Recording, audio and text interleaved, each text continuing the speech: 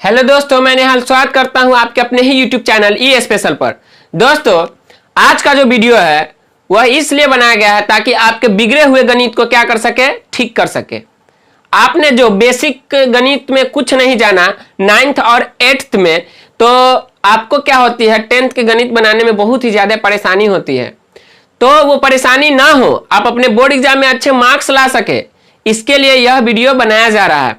यह जो वीडियो है वह बच्चों की ज्यामिति से लिया गया है। बच्चों की जो ज्यामिति होती है उसका पार्ट 1 वीडियो बन के अपलोड हो चुका है। यह पार्ट 2 है जिसका कुछ भाग बच चुका था, उसे आज के वीडियो में हम लोग देखेंगे। तो चलिए, सबसे पहला जो टॉपिक है आज का वह क्या है, समांतर रेखाएं। सबसे पहले हम यह समझेंगे कि समांतर रेखाएं क्या होती है, फिर यह भी देखेंगे कि तिर्यक रेखाएं क्या होती है, फिर ये कि तिर्यक रेखा के अंदर जो कोण बनते हैं विभिन्न प्रकार के, वह किस तरह से आपस में संबंध रखते हैं। तो चलिए सबसे पहले यह देख लेते हैं कि समांतर रेखाएं क्या होती है। दोस्तों, इसका परिभाषा सबसे पहले देख लेते हैं ताकि हमें समझने में आसानी हो। तो एक तल में वे रेखाएं जो अनंत तक बढ़ाने पर भी एक दूसरे को प्रतिच्छेद न करे तथा बीच की दूरी सभी स्थानों पर समान हो। दोस्तों, दो ऐसी रेखा लेंगे जिसे हम अनंत तक बढ़ाएं फिर भी वह एक दूसरे को प्रतिच्छेद ना करे, और दोनों रेखाओं की जो बीच की दूरी होगी वह क्या होगी, प्रत्येक जगह पर समान होगी। आइए इसे चित्र की सहायता से समझते हैं। तो यहाँ पे आप देख रहे हैं कि एक रेखा है जिसका नाम हमने x ले लिया और दूसरी रेखा का नाम क्या है, y है। तो अगर आप बात कर रहे हैं समांतर रेखाएं के, तो आपने कभी ना कभी तो ट्रेन की पटरी तो देखी ही होगी। ट्रेन की जो पटरियां होती है वह क्या होती है, तो एकदम स्ट्रेट लाइन में जाती रहती है। दोनों पटरी के जो बीच की दूरी होती है वह समान होती है। ऐसा तो नहीं होता है कि यहाँ पे 10 फीट है तो आगे जाके 2 फीट होगा, ट्रेन ही नहीं चलेगी, एक्सीडेंट हो जाएगा ट्रेन का।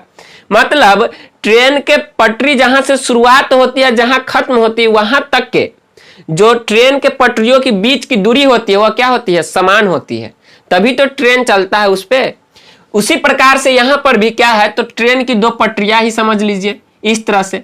इसे आप जहां तक भी बढ़ा दीजिए यह क्या होगा, आपस में कभी भी प्रतिच्छेद नहीं करेगी।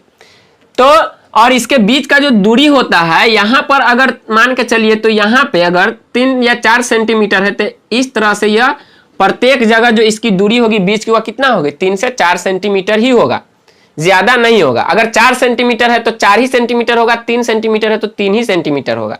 बात समझ गया कि समांतर रेखाएं क्या होती है। आइए देखते हैं इसके पॉइंट जो है क्या है। सबसे पहला पॉइंट है कि समांतर रेखाओं को इस तरह से दर्शाते हैं। यहाँ पे जो आप चिन्ह देख रहे हैं, 2 ठो लाइन है लंबा लंबा, यह जो 2 लाइन है यह क्या है, तो समांतर रेखाओं को दर्शाने के लिए क्या है, संकेत है, चिन्ह है। आइए देखते हैं आगे क्या है कि x एवं y जो है 2 समांतर रेखाएं हैं। यहाँ पर जो आप देख रहे हैं x और y वह क्या है, तो 2 समांतर रेखाएं हैं। आप इसे इस तरह से भी दर्शा सकते हैं संकेत के द्वारा, यह क्या है, x समांतर है किसके, y के। तो यह हो गया क्या चीज के संकेत के माध्यम से xy रेखा को दर्शा दिए। अब यह क्या पढ़ाएगा, तो x समांतर है y के। बात समझ गए। चलिए अब आगे देखते हैं क्या चीज कि तिर्यक रेखा क्या होती है। तो तिर्यक रेखा क्या होती है इसके बारे में यह जान लीजिए कि वह रेखा जो 2 या 2 से अधिक दी हुई रेखा को भिन्न बिंदुओं पर प्रतिच्छेद करती है, उन दी हुई रेखाओं पर एक तिर्यक रेखा कहलाती है। कोई भी 2 रेखाएं होगी, एक मान के चलिए कि एक रेखा यह है, एक रेखा यह है।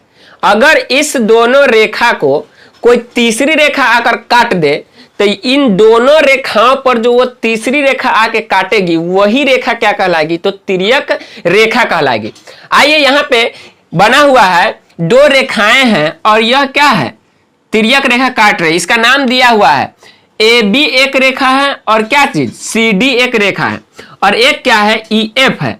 AB और CD जहां का तहां है, लेकिन EF जो है इस दोनों को क्या कर रहा है, अलग अलग बिंदुओं पर काट रहा है। तो यह जो रेखा होगा EF, यही रेखा क्या कहलाएगा, तो तिर्यक रेखा कहलाएगा। दोस्तों, सबसे पहले हम लोग एकदम बेसिक से देखेंगे। जब वीडियो का लेवल बढ़ेगा आगे तो उसमें हम लोग हाई लेवल के ज्यामिति के टॉपिक को देखेंगे। टॉपिक यही रहेगा, बस इसका लेवल थोड़ा बढ़ जाएगा, उसमें थोड़ा और भी डिटेल से समझेंगे। अभी आप बेसिक समझ लीजिए, परिचय ले लीजिए एक तरह से, यह सब क्या होता है। दोस्तों यहां पर जो रेखा आप देख रहे हैं, यह रेखा अगर समांतर होगी, मान के चलिए कि ए बी समांतर होगा किसके, सी डी के, तो यह जो आप विभिन्न विभिन्न कोण देख रहे हैं 1 2 3 4 5 6 7 8, इनके बीच क्या होता है, तो संबंध होता है। अब कौन सा संबंध होता है, आइए देखते हैं। दोस्तों अगर दो समांतर रेखाओं को कोई तिर्यक रेखा काट दे या तीसरी रेखा काट दे, तो उनके बीच का जो, यानी कि ये सब कोण जो बना हुआ है, इनके बीच का जो संबंध होता है कुछ इस तरह से होता है। एकांतर अंतः कोणों के प्रत्येक युग्म के कोण बराबर होते हैं। सबसे पहले आप यह देख लीजिए कि एक जो संबंध है वह क्या है कि एकांतर अंतः कोणों के प्रत्येक युग्म के कोण क्या होते हैं, बराबर होते हैं। तो इसमें समझते हैं कि एकांतर अंतः कोण होता क्या है। पहले आप यह समझ लीजिए कि यह रेखा है, दो रेखा, इसके अंदर जो होगा से क्या होगा, आंतरिक जगह, मतलब कि इसके अंदर का मतलब इसको हम बंद कर दिए कुछ इस तरह से, तो इधर क्या हो गया, एक बाहर की साइड हो गया, एक अंदर के साइड हो गया। तो अंदर के साइड जो कोण बना हुआ है वह कोण क्या कहलाएगा, तो अंतः कोण कहलाएगा। अब एकांतर कोण क्या होता है, तो आइए समझते, 4 एवं 5। दोस्तों यहां पे आप देख रहे हैं एक कोण क्या है, 4 है, और एक क्या है, 5 है। कुछ इस तरह से देखिए, यहां से लाइन गया, फिर यहां से आया, फिर यहां से चल के फिर इधर खत्म हो गया। मतलब क्या है कि यहाँ पे कुछ जेड जैसा बन रहा है, जेड जैसा बन रहा है। तो जेड के जो इधर एक कोना होता है और इधर एक कोना होता है, तो यह क्या होता है, दोनों बराबर होता है। जितना मान 4 का होगा उतना ही कितना होगा, 5 का भी होगा।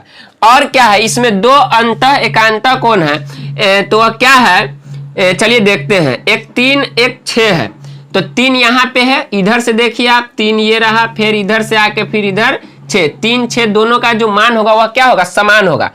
दूसरा कंडीशन क्या होता है, संगत कोणों के प्रत्येक युग्म के कोण बराबर होते हैं। संगत कोण इसमें कितने होते हैं दोस्तों, तो 1 2 3 और 4 होते हैं। कौन कौन होते हैं, आइए समझते हैं। 1 बराबर है 5 के, मतलब इस रेखा का जो ऊपर वाला कोण है 1, इस रेखा के ऊपर वाला कोण के क्या होता है, तो बराबर होता है। किस कोण से, तो संगत कोण से। फिर 2 6 के, इस रेखा का ऊपर वाला इस रेखा के इस साइड, इस रेखा के ऊपर वाला 2 और इस रेखा के ऊपर वाला 6। फिर 4 और 8, 4 इस रेखा के नीचे का 4 और इस रेखा के नीचे का 8। फिर इसमें 3 और 7 है, तो 3 यहाँ है, इस रेखा के नीचे का 3 और फिर इस रेखा के नीचे का 7।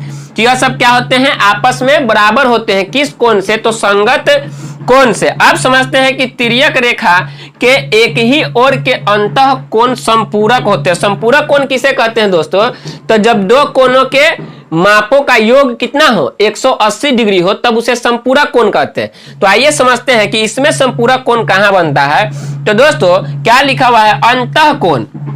अंतः कोण कौन है, तो यह देखिए दोस्तों 3 और 5 है। यह क्या है, तो इस रेखा के अंदर बना हुआ कोण है, अंतः कोण है। तो इस दोनों का जो योग होता है मानों का, वह कितना होता है, तो 180 डिग्री होता है। एवं 3 एवं 5, 3 + 5 जो है, 3 + 5 यहाँ हो गया, 4 6 हो गया।